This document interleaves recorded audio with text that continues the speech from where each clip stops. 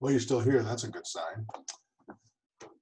Let's talk about strongholds. I hope you all watched the video because it's really important to have a basic concept for what I'm about to share. I'm going to do something different this week. I'm going to share a screen. Give me just a minute. Set me up with the ability to show you what I'm doing. Get this up out of the way. There we go. All right. So these are two pyramids diagram basically that talk about life of freedom and a life of bondage. What I want you to understand here is that you weren't raised right. Yeah, that's right. None of you were. There's no exception because you were designed by God to be raised in the garden in a world without sin and to have intimate relationship with him from the moment of your conception throughout all of eternity. And nobody here can say that that happened for them because you were born in sin because of Adam. You were born into a fallen world. So from the moment of your conception until the time you received Christ as your Savior and got the deposit of the Holy Spirit, you were literally cut off from the Spirit. So you had no spiritual awareness. You were literally raised in the flesh. And that meant that what ruled your life was the appetites of your flesh, your mind, your will, your emotions, your intellect, and the appetites thereof. So in that, there was opportunity for Satan to create all kinds of problems in your life before you met Jesus. And I think God designed it this way because he knew we were going to be in a fallen world. He designed man to be able to withstand all this damage and then to also to receive healing from Jesus through the Holy Spirit. So what I'm going to explain to you here is a concept that I think we've discovered over a course of time of dealing with people who have foundational issues, but it's really is something you need to either see in yourself or you need to understand to be able to help lay a good foundation for your disciples. So let's start with the life of bondage. You were born away from the Spirit, which means you did not have the foundation of Christ in your life. Instead, you had a foundation that was probably built on your flesh, your lies. Sometimes people have branding experiences, which are super harmful experiences like abuse, or they've had loss in their life, or there's a lot of different things that can be considered branding experiences or foundational situations that cause problems. Some people have even made vows as a result of that. And those vows are spiritually binding. Even if we don't remember making them, they impact our lives. So we have this pointy foundation that's built not on the foundation of Christ, but on the foundation of whatever was done to us or whatever came out of our fleshly life.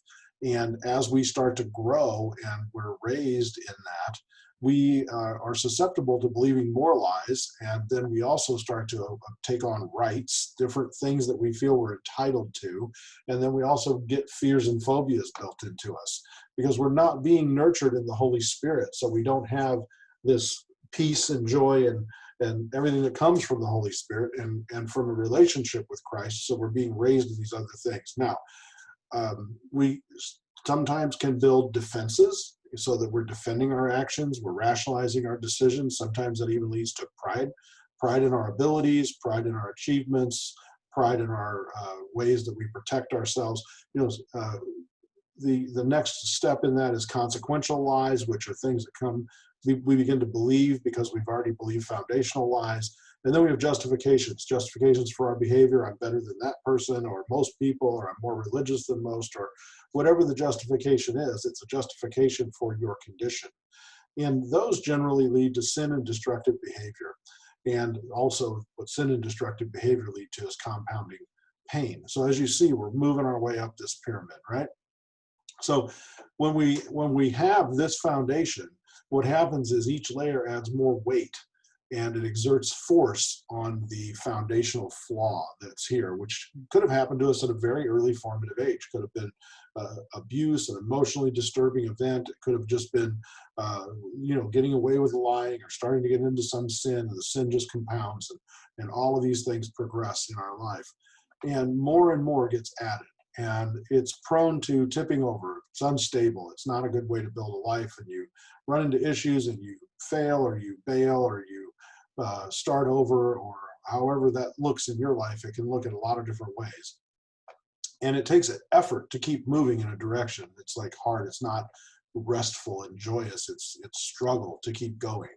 on a daily basis. Now, for people, a lot of people, they may not have a really strong branding experience or a vow, but they've all been raised apart from the Spirit. So to some degree, there is this going on.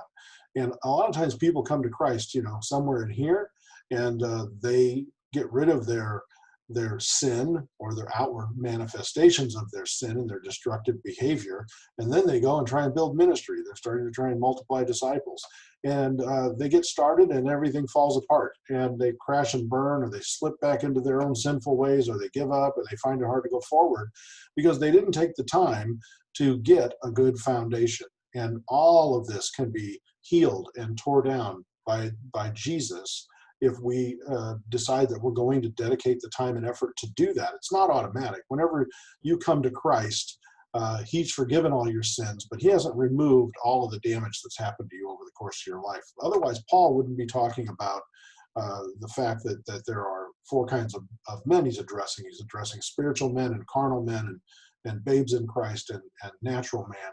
And that means that not everything's not taken away immediately whenever Jesus comes to you. Otherwise, there's no reason to put on our armor. There's no point in consecration. If Jesus is one and done, then all of this scripture that speaks of these things is nonsense. So we know, since it's addressed in scripture, and scripture is written to Christians, not non-Christians, all the epistles are clearly written to believers, to the saints, to the brothers and sisters who are in Christ. All you got to do is go look at the letters. Every one of them is addressed that way. So that means that there are issues we need to deal with intentionally. Now, how do we do that? We go through and we tear down our strongholds. We deal with the lies, because we want to take and replace the lies of the enemy with the truth of God's word to the point that we believe them and they guide our life. That's how we get a good foundation. Foundation in Jesus is literally obedience to the gospel. So when we see in scripture and we believe and we obey, that's laying a good foundation. Now, when we do that and we say we're going to tear all of this down and we're going to start over with the foundation of obedience to the gospel, it means when we see something difficult in scripture, we don't try to justify our behavior, or we don't try to rationalize our way out of these things. What we want to do is we want to say, wow, that's really hard, but I got to figure out how to do that. Because if that's what God's word says, I got to get my life in agreement with God's word. I got to get obedience to it. So when that happens, then all of a sudden we get healthy and obedient behavior. God starts to speak to us. We get revelatory truth coming out of the word of God. We start to learn to walk in the Spirit, and then ministry flows out of that. And what happens in this life of freedom, this isn't sinless life. Don't get me wrong. We're always finding new truth to obey. We're always having to use spiritual weapons to destroy the lies of the enemy. We're always having to receive the revelation. We're always having to have the discipline of walking in the Spirit. And ministry is something that requires our time and our involvement. So it requires effort, even though it's restful effort if you're doing it this way. This way, it's always sweat and struggle. And this is basically the flesh, or as Galatians 4 says, the Hagar system of doing ministry. This is the Sarah system of doing ministry. It's the rest. It's the Spirit.